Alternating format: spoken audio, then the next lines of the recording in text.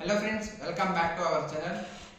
ఈరోజు ఈ వీడియోలో మన టాపిక్ వచ్చేసరికి బ్యాక్ డోర్ జాబ్ అంటే ఏంటి, బ్యాక్ డోర్ జాబ్కి ఫ్రెషర్స్ ఎలిజిబుల్లా, ట్రై చేయొచ్చు అనేది లేటెస్ట్గా మన వీడియోస్కి అయితే కామెంట్స్ అయితే వచ్చాయి. అందుకని ఈ వీడియో చేస్తున్నాను. ముందుగా అయితే మన ఛానల్ ఎవరైనా కొత్తగా వాచ్ చేసి ఉంటే please do subscribe our channel for more videos and please do like and share this video. ముందుగా అయితే బ్యాక్ డోర్ జాబ్ అంటే ఏంటి, బ్యాక్ డోర్ జాబ్ ఎవరు ఎలిజిబిలిటీ అనేది ఇప్పుడు మీకు చెప్తాను. బ్యాక్ డోర్ జాబ్ అంటే ఏం లేదండి. ఇప్పుడు ఒక క్యాండిడేట్ గ్రాడ్యుయేట్ అయ్యి సంథింగ్ కెరీర్ గ్యాప్ ఉంటుంది, 2-3 years ఎక్స్పీరియన్స్. తనకి ఎటువంటి రియల్ టైమ్ ఎక్స్పీరియన్స్ ఉండదు.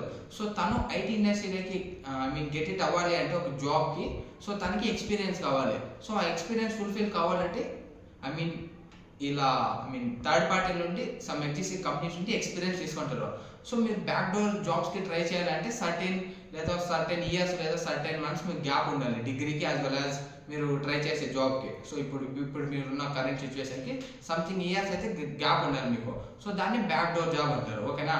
లేటెస్ట్గా మన వీడియోలో అయితే కామెంట్స్ వచ్చాయి ఏమంటే ఫ్రెషర్స్కి మేము బ్యాక్ డోర్ నుండి ట్రై చేయొచ్చా అంటే నాకైతే ఏం అర్థం అవట్లేదండి.